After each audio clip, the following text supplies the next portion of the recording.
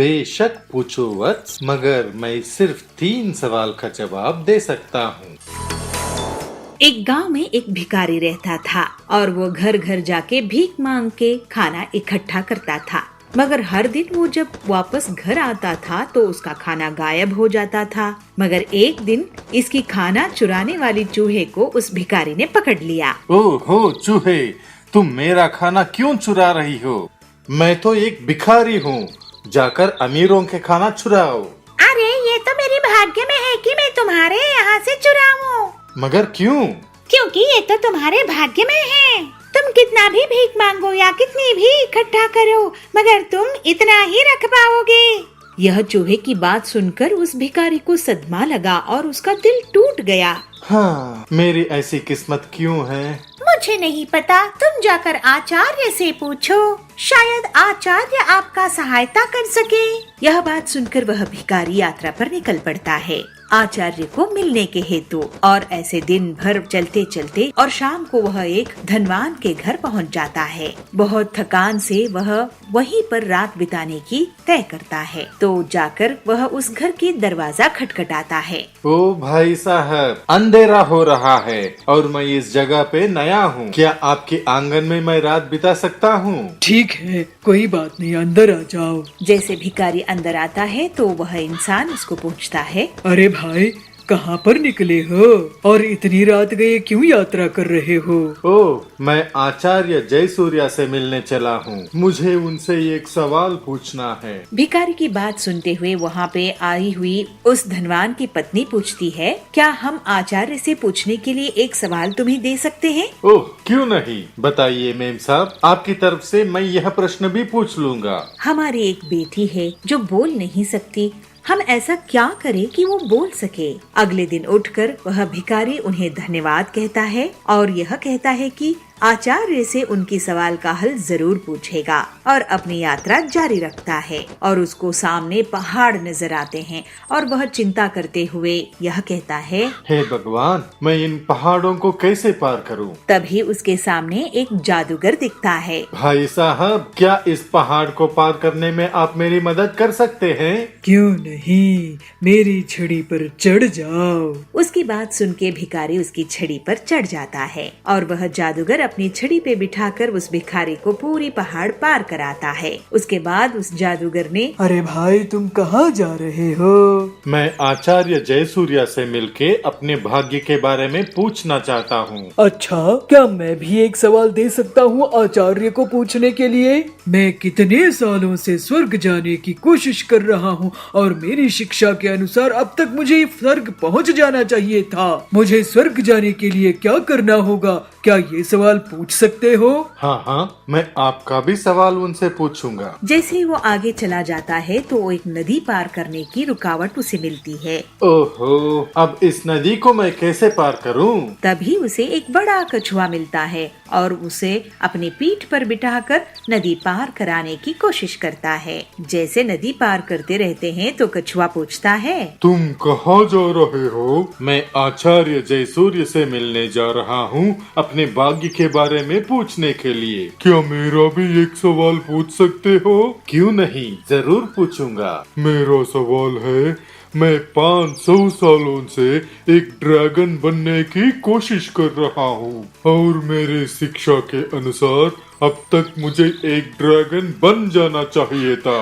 धन्यवाद प्यारे कछुए, मुझे नदी पार कराने के लिए। भिखारी कछुए को धन्यवाद कहते हुए और आगे बढ़ता है। आखिरकार वह भिखारी आचार्य जयसूर्या के कुटीर पहुंच जाता है। हाँ, पहुंच गया मैं। अब तो मैं आचार्य जी से मिलकर ही रहूंगा। सबके सवालों को अपनी जहन में सोचते हुए वह भिखारी अंदर पहुंचता है और आचार्य को सादर प्रणाम करता है। आचार्य, आप कृपया मेरा नमस्कार स्वीकार करें। मैं बहुत दूर से आया हूँ आपसे कई सवाल पूछने के लिए। क्या मैं पूछ सकता हूँ? बेशक पूछो वत्स, मगर मैं सिर्फ 3 सवाल का जवाब दे सकता हूँ। यह सुन के भिखारी हैरान रह गया क्योंकि उसके पास 4 सवाल थे। पर मेरे पास तो 4 सवाल है, मैं क्या करूँ? यह सोचते हुए बहुत आलोचना करता है। पहले वो कछुए के बारे में सोचता है जो 500 साल से ड्रैगन बनने की कोशिश में नदी में रह रहा है। बेचारा कछुआ गहरी नदी में कैसे जी पाएगा। फिर वो जादूगर के बारे में सोचता है जो हजारों सालों से स्वर्ग जाने की कोशिश कर रहा है। ओहो, 1000 साल तो बहुत लंबे होते हैं, उसे तो स्वर्ग जाना चाहिए। उसके बाद वह लड़की के बारे में सोचता है जो पूरी जिंदगी बिना कुछ बोले जी रही है। हाँ, पूरी जिंदगी बिना कुछ बोले जीना ये तो असंभव है। फिर वो अपने बारे में सोचता है मैं तो एक भिखारी हूँ, मैं जहाँ भी भीख मांग सकता हूँ। मेरे लिए कुछ नहीं बदलेगा, मगर उन लोगों के लिए बहुत कुछ बदल सकता है। यह सोचते सोचते उसको अपनी समस्या दूसरों से छोटी लगने लगी और इसलिए उसने उन तीनों की सवाल पूछने की फैसला किया। कछुआ ड्रैगन बनने के लिए अपनी ढांचे से बाहर आना होगा। उसने मोह त्याग दिया तो वो जरूर ड्रैगन बनेगा। भिखारी की पहले प्रश्न को तो उत्तर मिल गया। दूसरी प्रश्न भिखारी पूछता है जादूगर के बारे में, तो आचार्य ऐसे उत्तर देते हैं। जादूगर को छड़ी की मोह छोड़ना पड़ेगा। छड़ी के ऊपर उसका मोह ही उसे स्वर्ग जाने से रोक रहा है। जादूगर का भी हल मिलने के बाद वह लड़की के बारे में प्रश्न पूछता है। तो बिना बोलने वाले लड़की का क्या? लड़की जरूर बोल पाएगी जब वो अपने हमसफर से मिलेगी। धन्यवाद आचार्य जी। आचार्य जयसूर्या उसको आशीर्वाद देते हैं और मुस्कुरा के उसे विदा कर देते हैं। वह भिखारी आचार्य को प्रणाम करके अपने घर के ओर निकल पड़ता है। नदी के पास वह कछुआ भिखारी को फिर से मिला। क्या तुमने मेरे सवाल का जवाब पूछा? हाँ, बस तुम अपने ढांचा निकाल दो और ड्रैगन बन जाओगे। कछुआ अपने ढांचा निकाल देता है। उस ढांचे के अंदर बहुत सारे कीमती मोतियां थी और ड्रैगन कहता है, इन्हें तुम रख लो, मेरी तरफ से तुम्हें धन्यवाद। भिखारी को सारी मोती देते हुए कछुआ ड्रैगन बन के उड़ जाता है। जैसे ही पहाड़ तक पहुंचता है भिखारी, तो वो जादूगर फिर से उसे मिलता है। अरे जादूगर, आप अपने छड़ी नीचे रख दो, स्वर्ग के दरवाजे आपके लिए खुले हैं। सच में? ऐसे जादूगर छड़ी भिखारी को दे देता है और स्वर्ग की तरफ चल पड़ता है। अब भिखारी के पास कछुए के दिए हुए मोतियां हैं और जादूगर की छड़ी। वह भिखारी वापस उस परिवार के पास पहुंचता है जिसने रात को सहारा दिया था। वह परिवार भिखारी को देखकर खुश हुए और अपनी सवाल की जवाब सुनने के लिए कातुर थे। आचार्य जी ने कहा है कि जब आपकी बेटी अपने हमसफर से मिलेगी तब बोल पाएगी। तभी उस परिवार की बेटी नीचे आई और बोली, क्या ये वही आदमी है जो पिछले हफ्ते भी यहाँ आया था? उस लड़की की माता पिता हैरान हो गए और वो भिखारी की तरफ देखते हैं और तय करते हैं कि यही इस लड़की की हमसफर है। माता पिता ने इन दोनों की शादी तय कर दी और वो हमेशा खुश रहे।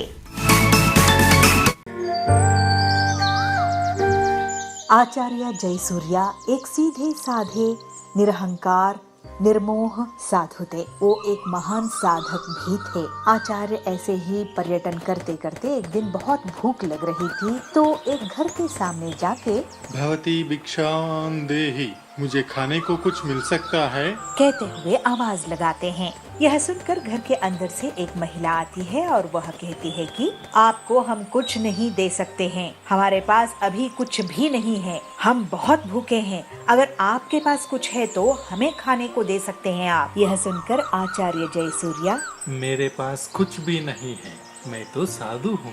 अगर तुम्हारे पास खाने को कुछ नहीं है तो तुम्हारे जीवन में यह परेशानी दूर हो जाएगी, यह मेरा आशीर्वाद है।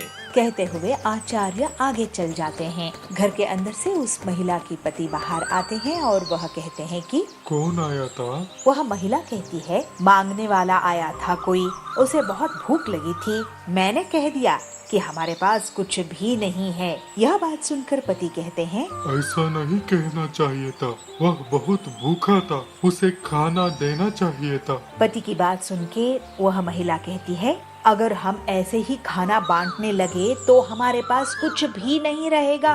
दोनों घर के अंदर आते हैं, घर में आके देखते हैं कुछ भी नहीं है। वह महिला कहती है, अरे हमारा सामान पता नहीं कहाँ चला गया, हमारे पास अब कुछ नहीं है बचा, ये कैसे हो गया? इसका मतलब है वह साधु सच्चा था, हमें चलकर उनसे माफी मांगनी होगी। ऐसे कहते हुए वह दोनों पति पत्नी उस साधु को खोजने जाते हैं। अब उनके पास कुछ भी नहीं था। बहुत देखने पर उन्हें एक आदमी मिलता है और वह कहता है, जिसे आप खोज रहे हैं वह अभी अभी इस रास्ते से गया है। वह दोनों उसी रास्ते पर जाते हैं। अभी तक उन्हें वह साधु नहीं मिल पाया। उन दोनों की नजर एक पेड़ पर जाती है। उस जगह पर वह साधु बैठे हुए प्रार्थना करते रहते हैं। वह दोनों आचार्य जयसूर्या के पास जाके हाथ जोड़ के माफी मांगते हैं। हमें माफ कर दीजिए साधु महाराज, हमसे गलती हो गई। आचार्य, हम आपको पहचान नहीं पाए। तब आचार्य जयसूर्या उनकी ओर देखते हैं और कहते हैं, इसमें पहचानने की कोई बात नहीं है, क्योंकि मुझे लगता है कि जो भी भूखा है उसे खाना देना चाहिए। अगर हम सोचते हैं कि जिसे हम खाना दे रहे हैं वह बहुत महान होना चाहिए, तो कोई भी पुण्य का काम नहीं कर पाएगा। अगर हम सिर्फ अपने बारे में ही सोचते हैं तो यह अच्छी बात नहीं है। यह कहते हुए आचार्य जयसूर्या कहते हैं और आशीर्वाद देते हैं, अब तुम लोग घर जा सकते हो। तुम्हारा सामान घर में आ गया है। आगे से इस बात का ध्यान रखना होगा कि तुम्हें सभी की सेवा करनी है। उस दिन के बाद उनके घर से कोई भी खाली नहीं गया था। जीवन में परेशानी आती है, मगर उनका समाधान भी हमारे पास ही होता है। इसलिए सभी की मदद करना चाहिए, तो भगवान खुद आपकी मदद करेंगे। आचार्य जयसूर्या की यह बात उन दोनों पति पत्नी को बहुत भा गया और आचार्य के दिखाए हुए रास्ते पे चलते वो दोनों अपनी जिंदगी खुशी खुशी बिता रहे हैं।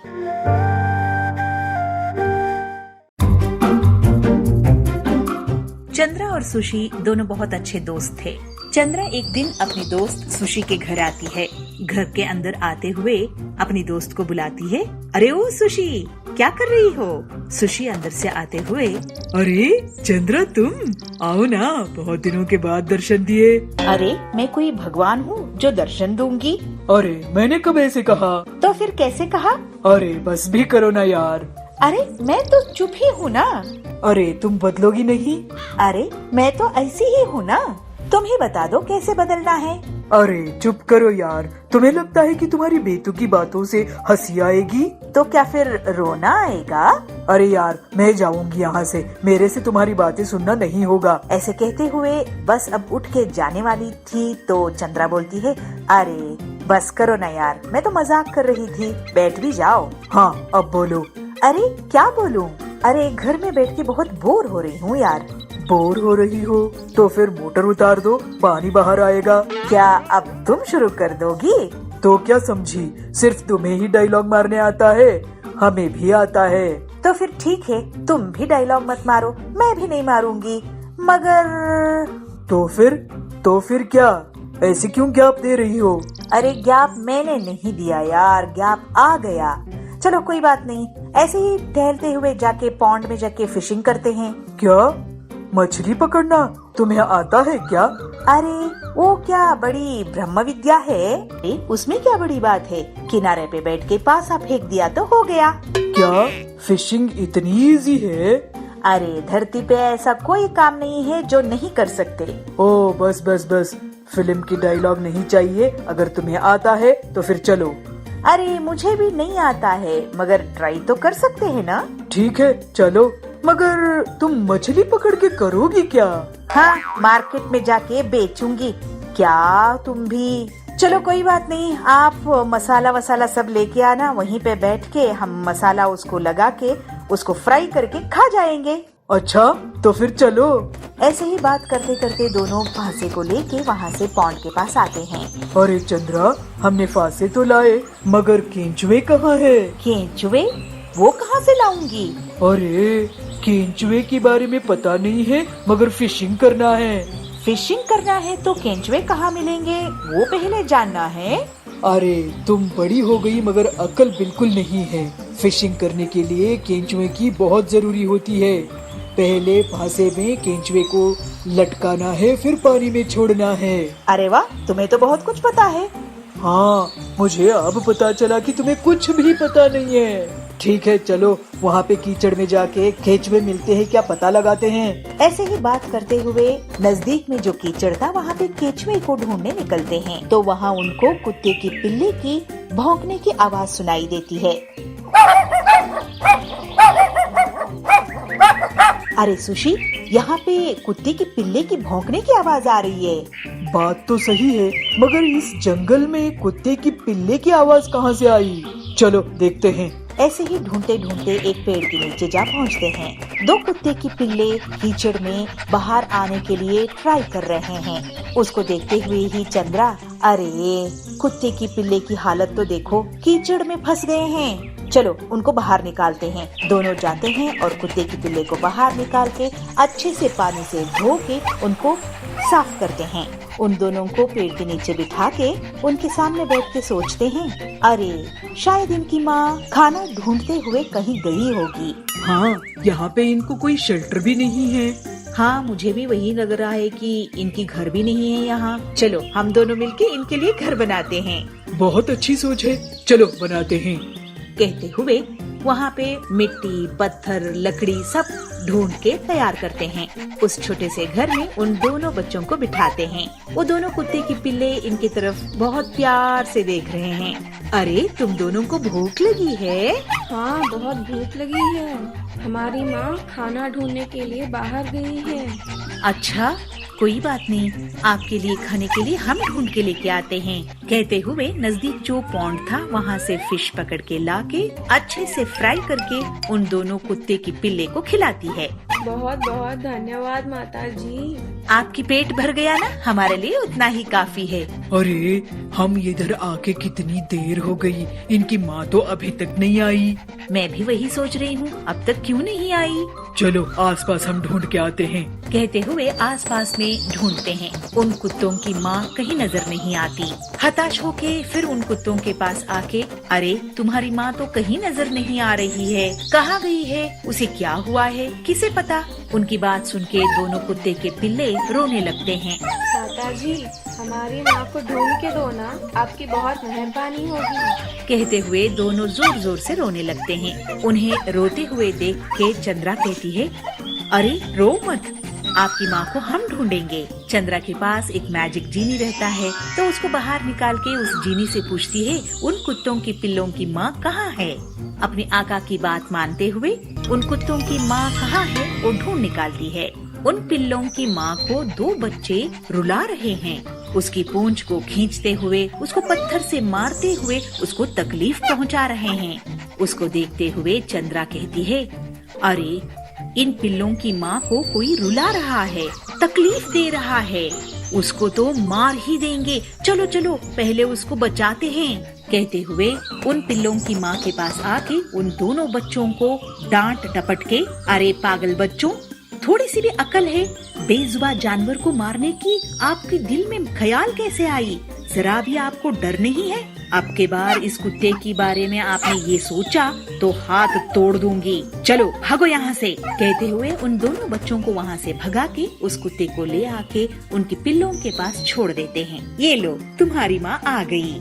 माँ को देखते ही दोनों पिल्लों ने दौड़ के आके अपनी माँ को गले लगा के खेलते रोते हंस रहे हैं। उस दृश्य को देखते हुए चंद्रा और सुशी की आंखों में भी पानी भर आता है। चलो अब हम चलते हैं। कहते हुए पीछे मुड़ के देखते आगे चल पड़े। तभी चंद्रा को लगता है कि अपने दुपट्टा कोई खींच रहा है। पीछे मुड़ के देखती है तो उसको आश्चर्य होता है। दोनों कुत्ते के पिल्ले चंद्रा की दुपट्टा को खींच रहे हैं। तब प्यार से चंद्रा उनके पास जाके, अरे तुम्हारी माँ तो आ गई है ना, अब डरने की कोई बात नहीं है। कहते हुए वहाँ से निकल पड़ती है। बहुत दूर तक कुत्तों की पिल्लों ने चंद्रा को ही देख रहे थे। सुशी भी चंद्रा को देख रही थी। अरे ऐसे क्यों देख रही हो? अरे चंद्रा, मैं तो तुम्हें बातूनी चुलबुली ही समझती थी, मगर तुम्हारी दिल में भी इतनी दया कृपा है, ये मुझे अभी पता चला। मेरी दोस्त है, इसके लिए मुझे बहुत गर्व होता है। कहते हुए दोनों हंसते खेलते घर पहुँचते।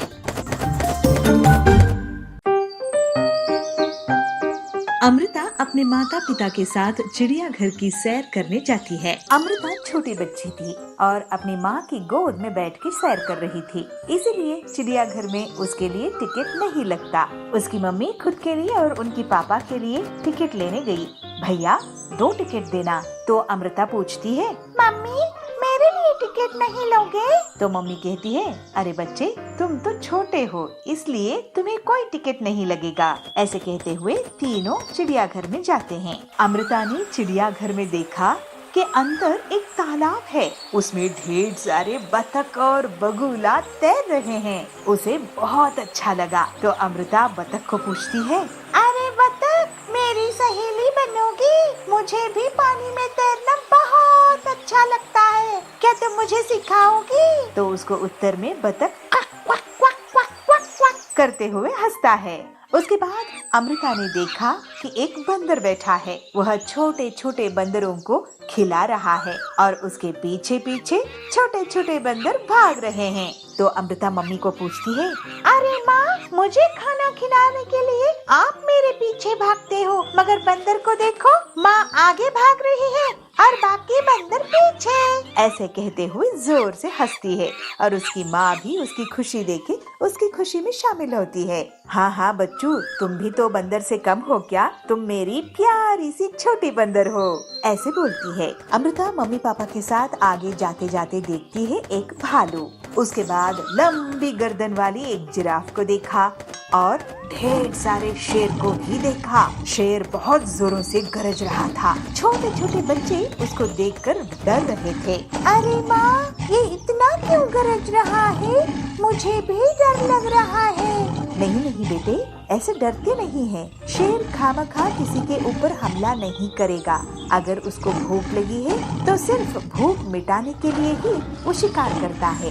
ये तो पिंजरे में है ना, तो डर किस बात की? तो अमृता बहुत खुश हुई और नजदीक से शेर को देख के तालियां बजाने लगी। फिर अमृता ने देखा एक हाथी का झुंड और उसके छोटे छोटे बच्चे भी वहाँ पर थे। वह आपस में खेल रहे थे और इस तमाशे को वहाँ के सारे बच्चे देखते हुए मंत्रमुग्ध हो गए थे। बड़ा हाथी छोटे छोटे हाथियों के बदन पे अपनी सूंड में पानी लेते हुए नहला रहा है और छोटे छोटे हाथी लाइन से अपनी माँ के पीछे आगे घूम रहे हैं। अमृत ये सब देख रही थी और उसे लगा अपनी माँ की गोद में बैठ के जो सैर कर रही है वो गलत है। जब वहाँ से बाहर निकले तो अमृत अपनी मम्मी की गोद में नहीं थी। अमृत ने चिड़ियाघर में ये भी देखा कि बहुत छोटे छोटे बच्चे वहाँ अपने पैरों पे चल रहे थे। कोई भी अपनी मम्मी पापा के गोद में बैठा हुआ नजर नहीं आया। अमृता भी अपनी मम्मी पापा के हाथ पकड़ के अपने छोटे छोटे पैरों से चलने लगी। असल में अमृता एक डरपोक और बहुत ही जिद्दी बच्ची थी। उसकी जिद को कम करने और डर को भगाने के लिए ही अमृत के मम्मी पापा उसे चिड़ियाघर ले आए थे। अमृता खुद अपनी प्रेरणा से बिना गोद में बैठे चलते हुए देख के उसकी मम्मी पापा को बहुत खुशी हुई।